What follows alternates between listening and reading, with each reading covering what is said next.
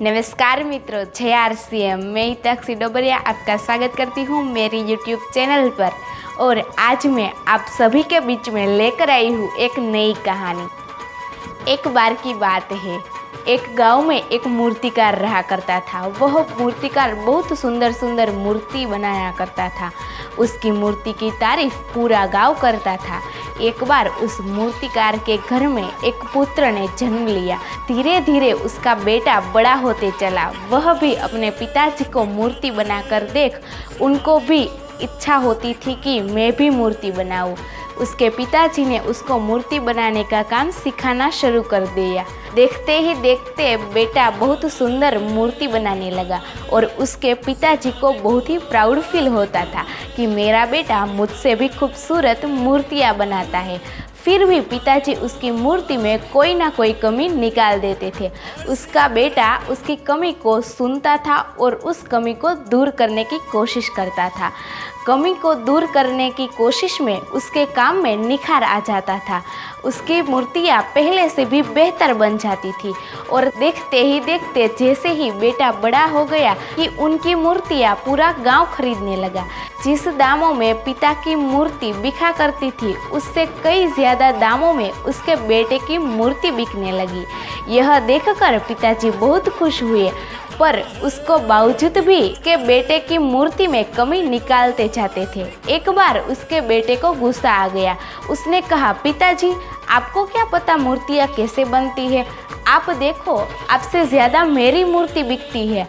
आपकी मूर्ति कम दाम में बिकती थी और मेरी मूर्ति महंगे दामों में बिकती है। आपको क्या पता हो? यह सुनकर पिताजी ने अपने बेटे से बात करनी बंद कर दी और देखते ही देखते समय निकल गया। कुछ समय के बाद बेटे की मूर्तियाँ बिकनी कम हो गई। उसकी मूर्ति के शेयर आने बंद हो गए। वह पिताजी के पास जाता है और पूछता है, पिताजी ऐसी मैंने क्या गलती की है, क्यों मेरी मूर्ति बिकनी कम हो गई? पिताजी ने कहा, बेटा जो गलती मैंने की थी वही गलती तुम ना करो, इसलिए मैं तुम्हारी मूर्ति में कमी निकालता था, पर तुमने मेरी बात को ना समझा ना सुना। बेटे ने कहा, पिताजी आपने मुझे क्यों नहीं समझाया?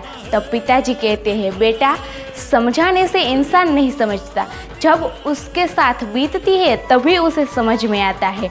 मेरे पिताजी भी मुझे बताया करते थे, तब मैं उनकी बात को ज़्यादा सीरियसली नहीं लेता था और मेरे मन में तसल्ली हो गई थी, संतुष्टि हो गई थी कि मैं इतनी अच्छी मूर्तियाँ बनाता हूँ, मुझे कुछ और सीखने की ज़रूरत नहीं है। मैं जो बना रहा हूँ वो बेस्ट बना रहा हूँ, इसलिए मेरी ग्रोथ बंद हो गई। मैं नहीं चाहता था कि तुम्हारी ग्रोथ भी बंद हो जाए, इसलिए मैं तुम्हें सलाह देता था, इसलिए मैं तुम्हारी मूर्तियों में कमी निकालता था। तो इस बात से, इस कहानी से यह सीख मिलती है कि हमारे जो बड़े होते हैं, हमारी जो अपलाइन होती है, वह हमेशा अपने डाउनलाइन की भलाई चाहती है। अगर आपकी अपलाइन या आपके बड़े आपको किसी चीज़ में सुधार करने के लिए कह रहे हैं तो आप तुरंत उस चीज़ को अमल करिए और उस पर काम करना शुरू कर दीजिए, उसको सुधार कीजिए। क्योंकि जिस दिन हमारे मन में यह बात आ जाती है कि मेरे से बेहतर कोई नहीं कर सकता, मैं जितना कर रहा हूँ वही बेस्ट है, तो आपकी ग्रोथ बंद हो जाएंगी, आपकी तरक्की होना बंद हो जाएगी, आपकी कला में निखार आना बंद हो जाएगा। अपलाइन माँ बाप जैसे होते हैं। आपकी अपलाइन अगर आपको कुछ गलती हो रही है, अगर आप पर बार बार रोक रही है या बता रहे हैं, तो उनसे नाराज़ मत होइए। वह आपके अच्छे के लिए कह रहे हैं, क्योंकि जो गलती आज आप कर रहे हैं कभी ना कभी आपकी अपलाइन ने भी की थी। इसलिए अगर हम अपने अपलाइन की गलती से ही सीख जाएंगे तो हमारा समय भी बच जाएगा और हमारे काम में भी निखार आता जाएगा। तो मेरी बातचीत यहीं पर ख़त्म होती है। आपसे फिर मिलूंगी एक नई कहानी के साथ। तब तक यह वीडियो पसंद आई हो तो जल्दी से जल्दी लाइक कर दीजिए और चैनल को सब्सक्राइब करना ना भूलिए। Thank you.